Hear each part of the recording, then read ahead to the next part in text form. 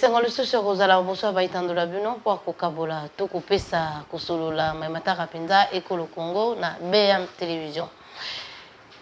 Na kasa BM Télévision lelo tokobeta pe masolo actualité oyo ekangi penza baimboka nyonso oyo esalete to telema bato nyonso batelema po kosangana lokola moto moko po ete tobundisa banguna oyo babandaki kobatama na nsima ya M23 biso nyonso toyebi M23 FDLR ezalaki bamasanga moko tokanisaki lokola bamiyebi kaka ya nzala kasi tomoni ete Kagame nde aliaka na nsima ya Congo nango wana tokolinga tobanda komatisa mayele pamba te biso nde toza agressé biso nde baatake biso kasi kaka biso nde batie biso na embargo kaka biso wana nde Kagame apesi mbongo ebele na ba français France 24 Euronews bazosala ba campagne moko contre biso ya mabe et au moment où biso ba congolais na poto telema to bana mokile te to boyi manipulation ya ba français to ya bato mosusu kasi biso to kondongwa na entre biso na biso mouvement citoyen utaki kosala descente pona kolakisa na mokili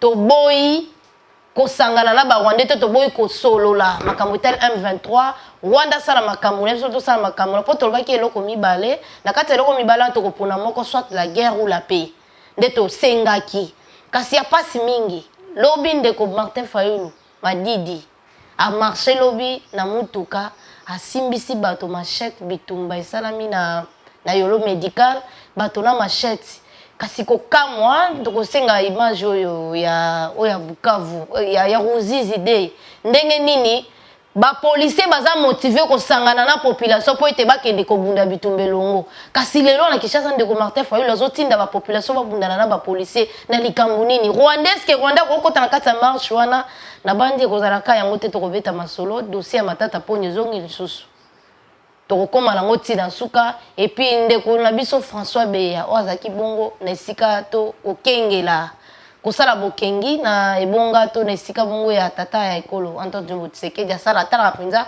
bokengi na ye et procès na efungwamaki po aza mampinga ekosalama liboso ya bamampinga na wana nde penza tokobeta masolo mwana mboka procureur nde naza na ye lelo topesa ye mbote po toyamba ye mpe ya malamu toswa masolo etali ekolo mwana mboka topesi yo mbote toyambi yo malamu Mbote Maman Ange Kachila, mbote na balandi na biso nyo banso ya BM Télévision, mbote pe na ba très chers abonnés na biso prière ya bas abonnés massivement afin ko permettre pe bato ba olanda masolo ya mboka, mbote pe na balandi na biso banso ya libanda donc ba question ozayo bien ozayo biso. Mwana mboka siko to bandi na dossier ya Estelelo bilenge nyonso telemi lokwa eloko moko Kongo etelemi mingi nazo ke sengo nde na telemi liboso na bino ndezo sala ngana la taraboy posa kaka na la tara vert pesa biso pona kolakisa na mokili biso nyonso to mito koma ba soda po ete to bundisa na ba français na ba rwandais po to yebi ke ba rwandais baza na simba baza liboso ya ba français bazo bombana bona ebite pona yo langage ozo landa na RFI na France 24 ezo sala ndenge ni tango ozo tala na ngambo na biso oleto sangana pe biso to atakaka bango po bakobangisa biso na menduku boye te bakolembisa biso kana malongo bakoloba kasi biso soki batali biso awa oleto loba makambo koleba na este eza kaka muluba mungala muswahili élection loi électorale na ebité pour d'ailleurs.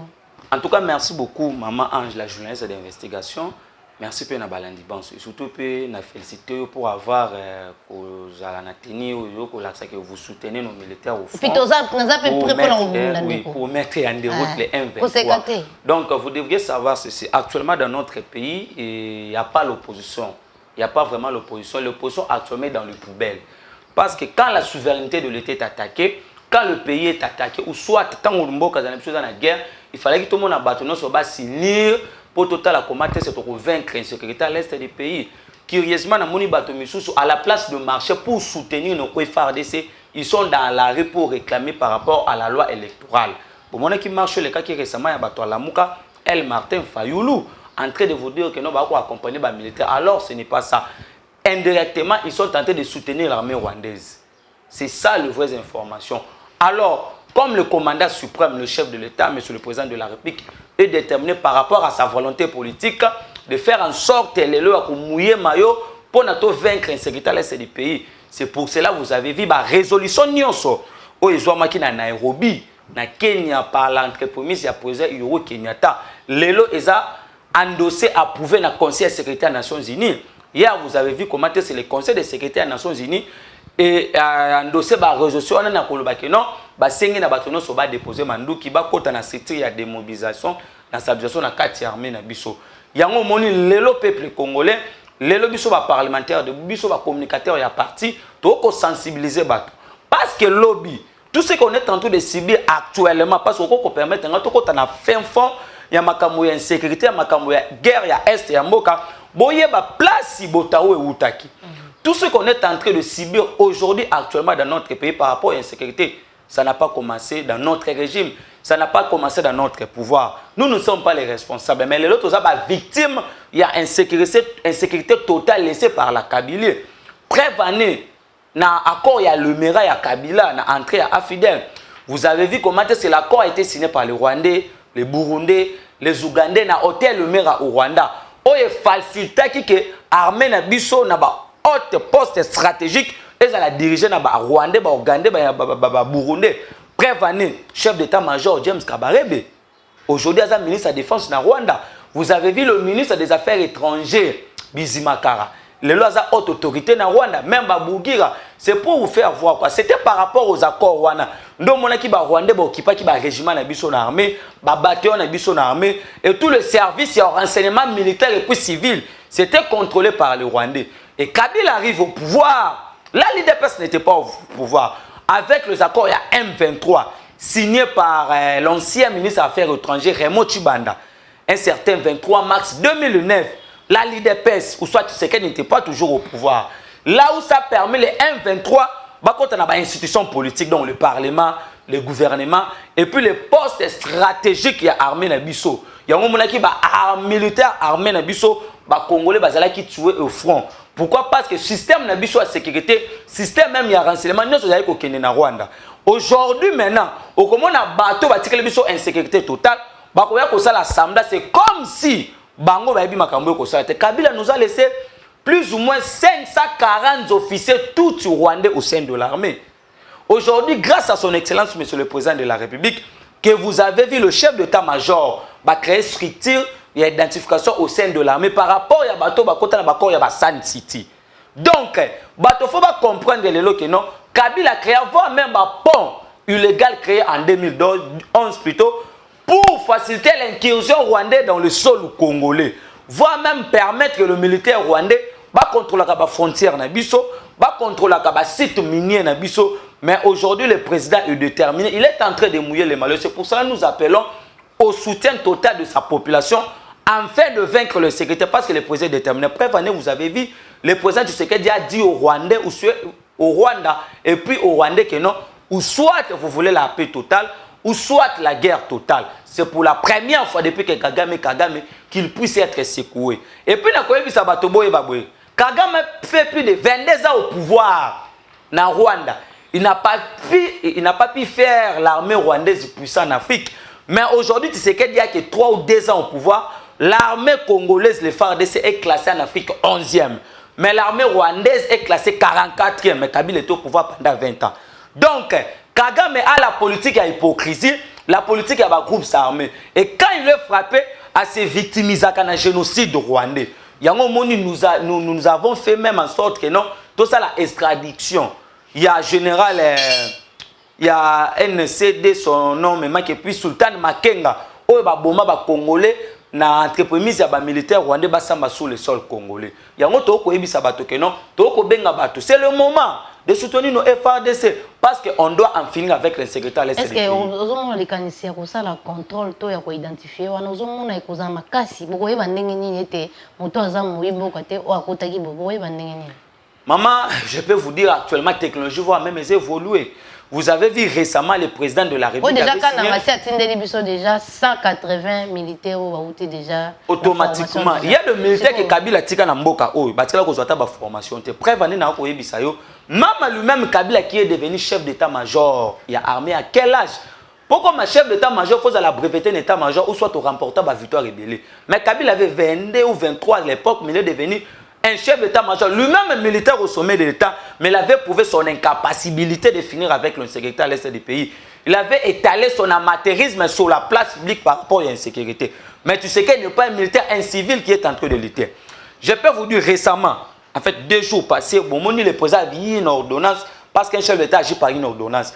A eu ordonnance à révoquer plus de 4 officiers supérieurs au sein de l'armée. Donc, 4 officiers au sein de l'armée.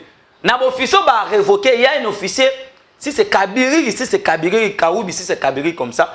Nous on pensait que l'officier en 2011 a déjà condamné parce que l'entourage n'a excusé et violé plus de 36 femmes na fils na Nord Kivu.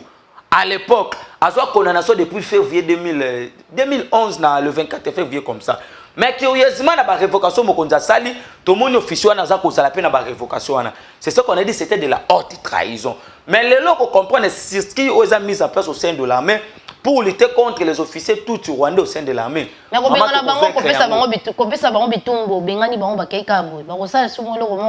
Non, Tshisekedi n'est pas égal à Kabila. Vous deviez savoir, Kabila est qui paraît à Mamnou, c'est pour les Kawana. Mais les lots, nous avons une fierté, nous avons la joie d'avoir un président au sommet de l'État qui est né d'un père congolais puis d'une mère congolaise. C'est pour cela que vous voyez, il est en train de lutter contre l'infiltration au sein de l'armée, au sein de la police et puis dans les services de renseignement à Mbokanabiso. Donc, Batona va hors d'état de nuire. Donc, j'ai sous ce zate, tu sais qu'il est en train de travailler. Mais avec Kabila, ce n'était pas le cas parce que mais lui-même, comme il est rwandais, tanzanien, tout consort, et puis il y a un cabal machiavélique au sein de l'armée, est-ce que Batobako autant que la biso, même 5 officiers, tout avant que Kabila compte au pouvoir? Je ne pense pas qu'il va autant. Mais Kabila, quand il est arrivé, l'autre, tout ça, James Kabarebe, dirigeant l'armée, tout ça, Bizimakara, tout ça, Bougira, tout ça, Bosco Tangana, né d'un père rwandais, d'une mère rwandaise, il a été général dans ces pays. Nous avons Sultan Makenga, ils sont nombreux, tous ces conglomérats des aventuriers. Mais aujourd'hui, avec un président d'un opposant historique, nous allons réformer notre armée. Et puis là où on peut trouver des vrais patriotes, c'est au sein de l'armée. Moi, je suis en Matata Pogno, le cours de cassation, et la dossier et Yambango. Kasi kuna na cour constitutionnelle bazaki na bokasi ya koyambango te. Est-ce que Matata Pogno ko samba na siko batinda ki wana to nyoso ka to sanction comme le quoi maboke to théâtre? Merci beaucoup, maman. J'ai caché la journaliste d'investigateur. Sur là, moi, calé. Le photo test, ça m'a baillé, bah, côté la biseau, tu peux ça, on éclaircissement, mais par rapport à ce jour là. En fait, le dossier Matata Pogno écoulé en crémacassi depuis le dossier Banda qui tire le lot, qui est relâché. En fait, la cour s'est déclaré qu'il est incompétent tout consort. Au moment où le c'est parce que Motono soit comme nyosologue. Donc, on va comme nyosologue, on va comme expert dans la matière nyoso. Donc, Aza expert sur le plan économique, Aza expert sur le plan diplomatique, sur le plan sécuritaire, sur le plan il y a droit et tout consort. Je peux vous dire un truc. Aujourd'hui, quand nous sommes arrivés au pouvoir pour instaurer un état de droit, dans un état de droit, il est censé de répondre devant les instances judiciaires quand tu es cité dans un dossier X ou Y. Tu assister à un procès à 100 jours, c'est un procès pédagogique. C'est pour la première fois depuis l'histoire de ce pays, depuis des décennies. Tout le monde a un directeur, il y a un cabinet, chef d'État devant la barre. Tout le monde a un directeur, il y a un banque, un conseiller, un ministre sorti, un ministre entrant. Oyo bato bandima qui que Vital quand même a la jugé et puis condamné. Parce que le dossier comme une phase nous surtout au bêta en paix. So au paix ça biso moi temps.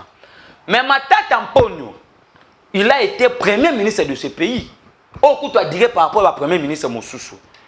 Matata Pogno, il a géré plusieurs projets dans ce pays. Le roi projet à stade municipal, le roi m'a un immeuble intelligent. Parce que l'immeuble intelligent, il fallait que tu sois 7 niveaux, mais tu sois 6 niveaux sur le Kenda. Nous avons combien de oui, ezaki mbongo à l'état de Bimaki. Lelo, masango fallait balona na niveau ya Bandundu et bota université na Maniema. Auto ko senga ba nationaliser université, on a pas ezaki mbongo à l'état. Lelo avec la réhabilitation à Palais du Peuple. La réhabilitation hôtel du cinquantenaire où en sommes-nous? Même le Congo Airways, c'est là qui sponsor officiel de la société privée à Matata Pogno. Il y avait beaucoup de dossiers que Matata a géré. Oh, le tout le monde a une compétence notoire en matérisme au sommet à primature. Mais qu'est-ce qui s'est passé à l'époque, Kalouba, président de la Cour constitutionnelle? Parce que la Constitution dit que non, les juges pénaux, il y a président de la République et puis il y a premier ministre, en fait, bah, c'est retrouvé dans la Cour constitutionnelle. Et Matata, tant qu'il y a une cour de cassation et la cour constitutionnelle, vous avez vu la cour s'est déclarée incompétent dans le dossier à Matata Ponyo. Alors que nous savons que dans tous les arrêts de la cour constitutionnelle, ils sont inattaquables, irrévocables, opposables dans le parce que c'est la haute juridiction. Toboïté. Et il y a un moment qui m'a dit sur les cas qui, alors tu as vu ça, que non, Dieu donné Kalouba Alia Kimbongo par rapport à dossier. Parce qu'on a créé une jurisprudence dans le dossier à Matata Ponyo. Admettons le lot Samaloukono, on n'a pas dit qu'il a détourné. Admettons, tu le dis dans conditionnel. Et qu'il a détourné Mbongo Lelo. Une fois peut interpeller la Cour de cassation. La Cour aussi peut se déclarer incompétent. Pourquoi? Parce qu'on avait déjà créé une jurisprudence. Parce que dans le droit, quand il n'y a pas le droit, il y a recours à la jurisprudence. Quand il n'y a pas la jurisprudence, il y a recours à la doctrine. Cela veut dire que à l'époque, le professeur Mbata, il y a un document, il y a recours à un document. Il faut président Yassika, au la Cour constitutionnelle, avant de Moussala, tant que Tango Moussala, va créer un nouveau chambre mixte pour statuer dans l'arrêt à Matata ou éthique jurisprudence. Et maintenant, tout le monde, la Cour de cassation, parce que Matata Tango arrêt s'est déclaré tout comme ça, Matata il faut pas signer besquise, mais Matata Zalaka na Guinée. Il y a moka lobi que non, na koso na moka pour na présenter des éléments de défense, des éléments de défense na justice congolaise. Mais curieusement, Matata comment à se présenter? Matata c'est une personne qui a détourné l'argent plus de 85 millions de dollars. Matata c'est le tout premier ministre au Haïbi Mbongo ya Mboka Ebele. Mais quand on lui interpelle au niveau de la justice, acharnement, règlement des comptes, c'est un candidat potentiel pour les prochaines élections. Non, personne ne peut faire au président Tshisekedi parce que les carottes sont déjà coûtées pour le deuxième mandat. Mais comme la Cour de cassation maintenant interpelle Matata le 13 juin, là moi je dirais que non, Matata est maintenant interpellé dans le casquette de sénateur. Parce que la juridiction compétente, il y a des sénateurs, mais à la Cour de cassation. Donc jusqu'à preuve de compter, Matata a prévenir. Jusqu'à preuve de compter. Non, vous voyez, la justice, ils ont inscrit quoi double contrat.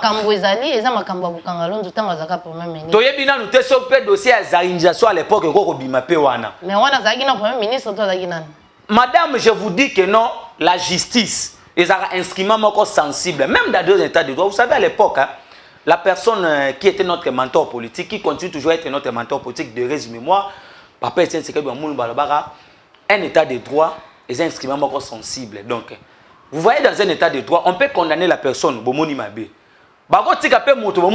C'est le même avec Vital Kamerhe. Il a été condamné dans la première phase de la juridiction. Non, mon frère, ça n'a rien à voir avec... Excusez, madame, ça n'a rien à voir avec la politique. Nous avons trois institutions. Il y a la présidence de la République, il y a la toute première institution. Il y a le Parlement, les gouvernements, puis les cours et tribunaux. Il y a la séparation du pouvoir parce que nous sommes dans un régime semi-présidentiel. Le jugement est rendu au nom du peuple exécuté par le président de la République parce que c'est lui le magistrat suprême. Et maintenant, actuellement, vous devriez savoir si c'est de la paire. Matata doit affronter la justice.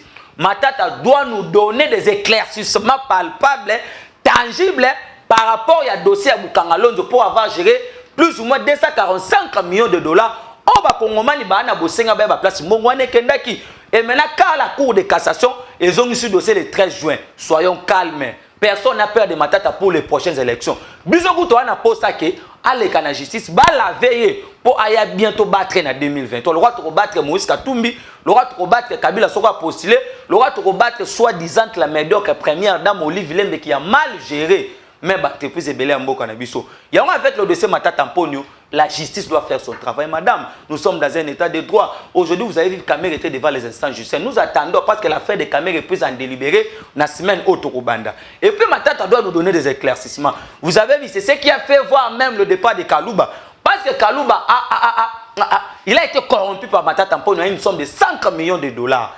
Aujourd'hui, vous allez comprendre que notre corruption en Mboka na biso, en fait, le président était clair dans l'Est. Donc, Mboka na biso to comment qui en Italie, à Rome à l'époque, la loi de l'Omerta. Vous savez que ça en Italie à l'époque, à Rome, c'est qu'on tuait des gens en silence, on détournait en silence, on dilapidait l'argent de l'État en silence, on nous a amené la gabégie financière et puis l'hémorragie financière. Grâce aujourd'hui à Gilles Alinguet qui est en train de faire la patrouille financière que vous êtes au qualité dans ma cambébélé. Soyons calmes. La justice n'a rien à voir avec le chef de l'État. Nous sommes dans un régime semi-présidentiel. La justice fera son travail. Si Matata n'a pas détourné l'argent, il sera lavé au niveau de la justice. Et si Matata a détourné l'argent, il sera condamné et puis malmené aux prisons centrales de Makala. François Beyasiko lelo azaboso ya mapinga o basaka pe makamotali ko kwata bitumbu to ko sambia to ko lobela bato e bato ba ko zela nini eza tata ekolo a trahir ye to eloko nini ba lui ba kosele makambu ba umisi ba ko lobate ba préfet ko mona na te kasi eza likambo nini madame nako yebisa bato ba kolanda biso ba kongomani to ba ko senga ba lobete ba sala ngolo kwa basaki procès ya Kamere ba kisa ba ye kana bitanda. Mais collectif, en fait, il y a un collectif, il y a Free Beya, oui. Ce qui signifie Beya pour toujours. Baboy procès à la télévisée. En tout cas, madame Nako Ebisa, tu sais que... Non, vous savez, à l'époque, procès à 100 jours. Et en fait, le collectif, il y a un avocat Vital Kamere. C'est un procès à la télévisée. En croyant que Batouanga qui baboya, Bakongomani baboya. Mais tant qu'on va checker procès télévisé, tout le monde a place Vital Kamere à l'objet que tu sais que nous avons tinda ibambongo. Alors on va canaliser que quand Vital Kamere a cité que non, je le faisais, c'était par rapport aux ordres que le président était tenté de donner. Alors tout le monde a mamou sous. Tu sais que vous voyez actuellement au pouvoir, c'est le tout premier président congolais depuis que le Congo et Congo a raté plus ou moins ça. Je peux déborder. Même 500 et quelques coups d'État ratés. François Beya, personne peut remettre en cause Boyebia François Beya en matière de sécurité. Il a travaillé avec le DCTIAL à l'époque. Il était avec Mobutu. À l'époque, il y a un amitié. Tant que Mobutu a longué, il a entré à Fidel François Beya, et tout comme ça, il a travaillé dans la deuxième na Kabila pendant plusieurs années. Et quand Kabila est, excusez, quand tu sais qu'il est arrivé au pouvoir, pour te dire que dans l'armée, dans le service de sécurité, dans la police, ce sont les mêmes gens que nous avons trouvés. Oh, faut travailler dans Bango. Et là, les gens pensaient que non, une fois que tu sais que le pouvoir, on l'a battu, non, ce n'était pas ça. Et François Beya, quand tu sais qu'il est arrivé au pouvoir, n'oublions pas que soupçon Belé Zalé Kobima, par-ci, par-là et tout qu'on sort. Mais le président de la République, quoi, ça qui va te belé confiance pour travailler dans Bango. Bato Bakanisa qui ko sala ba trahison et les cas vis-à-vis à Mokonzamboka. Toute armée forgée contre les chefs d'État sera nulle sans effet.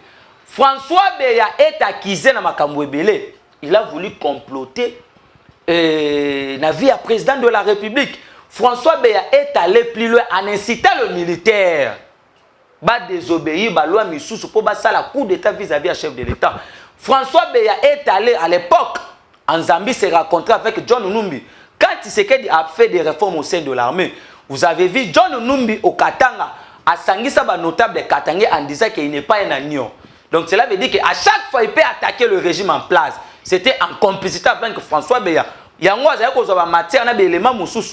on a retrouvé voir même quelques audios sur WhatsApp où François Beya parlait avec Léon Kangoudia en incitant le président et puis propos médiaté. Et c'est pour cela que vous avez vu, quand vous êtes en train de voir un conseiller en matière de sécurité chef de l'État interpellé peut-être devant l'ANER à l'époque, on va interpeller qu'il y a ANER, ça dit déjà beaucoup en matière de sécurité. Il y a maintenant au lobby, tant qu'on va faire le procès, ça l'identification est à prévenir. Ça l'identification est à prévenir. Oh, il y a un qui non, on identité à prévenir tout consort. Il y a un moment qui va avocat ne sengi maintenant demande la liberté provisoire. Oh non, tu évites ça parce que maintenant dossier na procès qu'on a maintenant les jeudi pour ba la base élément mususu. Il y a un moment qui ebisa bato boy.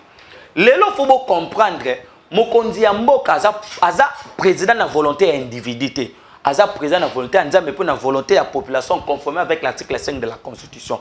Et maintenant avec le dossier François Beya, comme c'était un complot pour mettre hors d'état de nous le président de la République, pour faire un coup d'état par l'entremise de Joseph Kabila, par l'entremise de Moïse Katumbi, par l'entremise de Batonio et surtout les dignitaires du FCC qui ont mal géré ces pays. Il y a un moment où lui ne s'attendait pas qu'il allait étaler sur la place publique.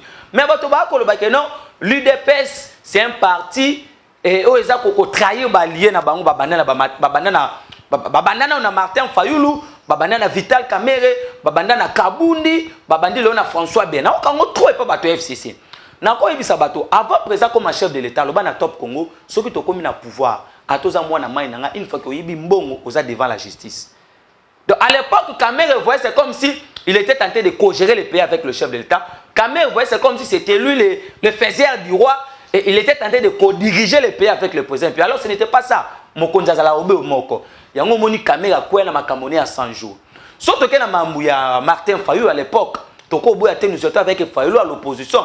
Mais arrivé au pouvoir, quand tu sais qu'il a eu le pouvoir, qu'est-ce que le président avait dit? Abi, j'étais ma main à travers avec tout le monde. Fayou avait révisé en disant qu'il y a un maboko à salité. Même avec la création de l'Union sacrée, c'est pour cela que vous avez vu à Matungula a été nommé administrateur de la Banque africaine de développement.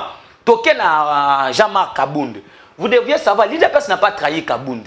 Kabound était mieux dans la conquête du pouvoir et non dans la conservation du pouvoir. Parce que Kabound n'a pas le comportement d'un homme d'État.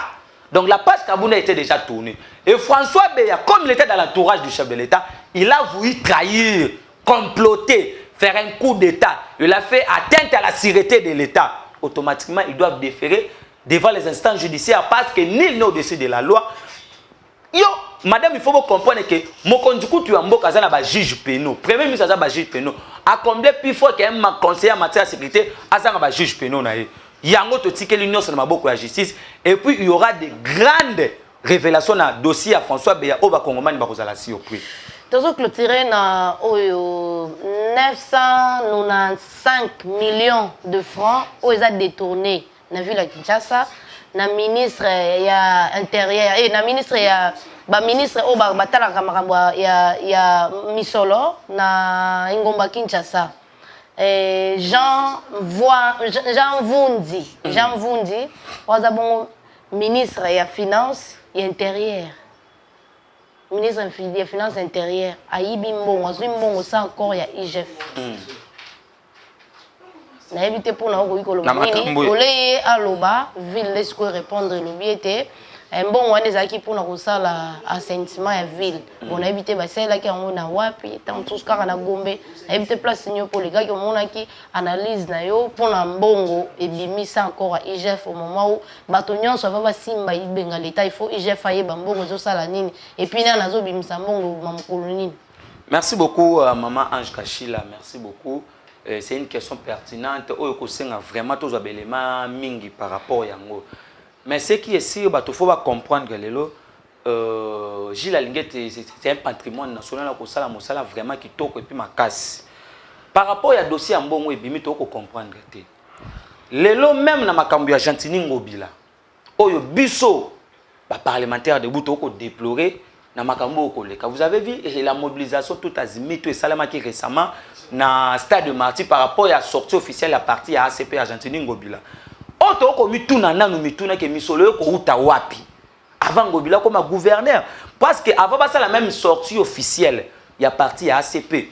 Nous avons eu des meetings presque chaque samedi et ça ko salama oto ko mona ba meeting ba matinée musicale o ça ko salama chaque samedi oto ko mona ba artiste longi kan ba ko beta na parti à ACP ngobila oto ko suna mbongo ça ko bima na hôtel de ville qui donnait cet aval et puis pourquoi Ngobila a voulu que Mbongo bima na makambo ils ont engagé la République tandis que ba caniveau a débouché tandis que hôtel de ville ngomoko ko tonda mai tandis que la ville n'est pas gouvernée la ville est sale et na dosso yebisinga comme étant un communicateur d'investigation parce que biso to ba makambo on est à Peter Kazadinda comme ko poser ministre wana ba question a tonier à lobby Ozimbongo, oyebisi Gilles Alingete te. Bongo zano sala ngonini, wana eza Peter Kazadi. Siko na ebite ye mutalaksi alamusi biso to bosana nge ba ministre ba député provincial soki ba zaka lisusu et bon na ebite pona po ko bakisa susu nini po basi ba limoe. Ngobila ye moko asa ye moko te. Po mbongo tango zobima Kinshasa, bato bazali kolongo bileza ba député provincial ne ba ko telemela ye ba ko yebisa ye tala boye tala mbongo zo bima boye to zo monelo ko te kasi lelo ti asia ko mpe na suka mbongo ona ndenge yebani abimisi mbongo ebele bongo emona nyelo ko sala mina ngote. En tout cas madame il faut yebake ngobila ye mon côté ngobila za na dynamique ngobila au sein de l'Assemblée provinciale to ba ngonyo so si ba kota na ba ngonyo y compris Peter Kazadi. J'estime j'assume ce que je suis en train de dire. Non, madame, je vous dis, je suis de l'IDPS. Je suis un parlementaire de vous. Je maîtrise bien la situation. Ça n'engage que moi, ça n'engage pas mon parti. Ça n'engage que yo, mais et qui me pandit pour la nini. Nga biso akabasongo so babengana biso pamba te nangena matanga moko ya ndeko moko boye pe asalaka na présidence nakutani na Nigeria dikala ozaki malmené na groupe ya ozolo bangobila c'est vrai ngobila na groupe là mais na 4 personnes ba telemela kai ti lelo yo bazana ba difficulté makas Nigeria dikala ozo tanga yebi déjà na ye Peter Kaza Nigeria dikala kinde ko temela nani ya ngobila pona koloba ete Kinshasa ezaka ga salité mais mongo zo bima bazui conversation na ba tchena groupe pas quand va député na bango wana ba fundi pa ngobila ba tchena groupe Peter Kaza zandimi mais alobi ya solo banda na guerre fumama batabongo osangisa bango pe pour bango. Madame, vous savez, en l'Assemblée nationale, nous avons aujourd'hui l'IDPS tous ba député moi mingi na kati. Ngobila a créé le dynamique de Ngobila. Et il est soutenu en commençant par le président de l'Assemblée provinciale, Godin Poy. En commençant par le vice-président de l'Assemblée provinciale, Francis Tchibalabala. Qu'est-ce qui se passe? Depuis que Ngobila, toutes les questions orales et débats, ça laisse au moment Ngobila qui est dans l'Assemblée provinciale, niet. Plusieurs fois, on a arrêté Mike Moukeba. Même le Toko Kabola, opinion, parce que Moukeba, il est perdu dans la nature. Mais Moukeba, je lui ai encouragé depuis longtemps dans ma assemblée provinciale pour avoir cette force-là de faire en sorte que Ngobila puisse répondre par rapport à la gestion de la ville. Il y a une somme colossale. Chaque fin du mois qui est dans l'assemblée provinciale que je ne peux pas encore donner un montant ici. Et puis, Kobe a député Moussoussou et Belé Obasomba Bakanga Bango Minoko au sein de l'assemblée provinciale de Kinshasa. Madame, ce qui est au micro baladeur, parce que nous avons journaliste et terrain, on comprend que la ville n'est pas pour diriger. Ngobila nombre de bourgmestres en violation à Mibeko. Ngobila permet de bourgmestres en violation à Mibeko sans pour autant avoir le ministre intérieur actuel au Yakala. C'est là où moi j'en appelle aussi à l'Assemblée nationale qu'on puisse interpeller les ministres incompétents aussi de l'IDPS à Selo, qui est de mon parti, qui a prouvé son immatérisme et puis sa médiocrité sur la place publique. Prévenez aujourd'hui, Ngobila, c'est là qu'on convaincre Bissoté. Ngobila a des ambitions pour... Bon, nous sommes dans le multipartisme. Tout le monde est libre de créer son propre parti politique. Mais Ngobila est en train de gober l'argent en tel de ville, l'argent à Moka, l'argent au Salam Moussala, pour les interjeter dans son parti politique, il y a Rossala Makamomoussous. C'est là où moi j'avais interpellé déjà les présidents de l'Assemblée. Je n'ai jamais été content à Peter Kaza. Je vous dis, il est de mon parti, c'est mon cadre, avec tout le respect, mais nous restons sur le plan politique. Ils sont nombreux qui sont tentés de gober l'achat de Ngobila. Je vous dis que tant que Batola Bazan dans l'Assemblée provinciale, Ngobila ko répondra Kate. Au moins que tu changes classe Moussous Yassika. Ou soit toi qui dans la prochaine élection, Bisope to côté dans l'Assemblée provinciale, pour tous au courage, Joana, Yarobana ko interpeller un gouverneur médiocre, incompétent. Oh lelo, je ne sais pas. Moi je ne sais pas. On est content de ça Peter Kazadi. Il on t'a sali que tu as information. So il y a télémélarité pour na mbongo wana bibiwana. So Kazadi na kat po auto sitoyoki ba administrateur nyonso ya wenza Kinshasa. Bango nyonso aussi ba koti na ACP. So ko kotité a ko suspendre yo. Lelo Peter Kazadi a télémita ma télémé bi na simane ngobila zale. Yo place on a so kozolo be Peter c'est ko sana ba makamlo. C'est que lelo honorable so ka télémé c'est que ça par rapport à ba message non conventionnel to betara. Potobeta poto zo ça. Beta lelo tende wala. Yango na lobby. So moni ba komo conscience. So moni ba komi ko conscience. C'est parce que ba komi ko comprendre que ba ko sala la makamlo lengi ko ba kongomani ba ko sengate. Ba ko sala makamlo lengi peuple azela ki bangote. Alors que baza redevable na biso. Yango moni lelo ACP. ACP ko mona wana. Et on ne peut jamais comparer l'ACP avec l'IDPS. L'IDPS c'est un état d'esprit. L'IDPS nous avons beaucoup de structures. L'IDPS c'est un parti où Ediré Makasi. L'ACP c'est une boutique qui a créé pour voir comment est-ce que excusez, une boutique qui a créé pour avoir comment est-ce que à quoi qu'on soit kanyaka na musolo ya l'état. Yango moni biso actuellement toza pour éveiller voir même conscience. Il y a secrétaire général na biso Augustin Kabuya mwana buto to ko saluer actuellement za jana mboka ya Kikwiti na deux fois qui répondre cardinal médiocre ya mbongo auto ko interpeller atala lolenge kal makambo yoko parce que moni bato ba ko déplorer même bato ba na IDPS par rapport makambo yoko salema yango to ko senga Gilles Alingete yoza gendarme Congo yoko sala fierté ya mboka na biso il faut compter na masolo pour tout le monde avec éclaircissement parce que trop c'est trop avec d'autres informations, madame, mbongo ebimi ebele na sortie officielle au Salamaki na stade de Marty à partir ACP à Gentini Ngobila. Yango to ko mitu na ba question qui est derrière Gentini Ngobila. Nana ko pesa Ngobila mpifo na makasa ko sa makamlo so ko sala. Mais qu'il pleut ou qu'il neige, Ngobila finira toujours par partir. Mwana mboka nde awa to Sylvain kokabana nayo pona mokola lelo e bandeko bazilaka edem mikolo nyonso pona kopanda basango na invité so ko bakisa eloko nini. Merci beaucoup na yo madame la jeunesse d'investigation. Merci beaucoup na DG na biso Stéphane Balamwange. Merci beaucoup l'équipe na biso Mimba Edem TV puis BM Opinion Télévision do ba Rolanda biso vraiment partout. Merci pe na ba banso balanda ki biso vraiment libanda mboka. Mais lo mona ngana compléter madame et ça là qui nga vraiment passi pona suki sanango. Omoni lelo banda to so ba cardinal mais cardinal a liboso ya médiocre ya o a étalé médiocrité sur la place publique et ça cardinal ambongo. Prévenir à comment qui cardinal par l'irrationalité et puis par accident et parcours parce que muto nga comme canel ngeza la utembi yango komona lelo cardinal depuis comme cardinal réforme mon côté même l'église catholique oh lelo ata longwe bato bako kanisa kaye yango moni contradiction eza totale aza ko étaler haine sur la place publique parce que le tout ça cardinal ou aza animé na une haine viscérale par rapport quand la bango za makambo salama na Genève anima raté que tu sais que du président ako comme lelo mokonzi ya mboka donc to frapper sur le plan politique Laura linga kota na politique donc merci na yo merci pe na bato ba Rolanda biso bandeko balandi na banditi tukapani awa toto suki awa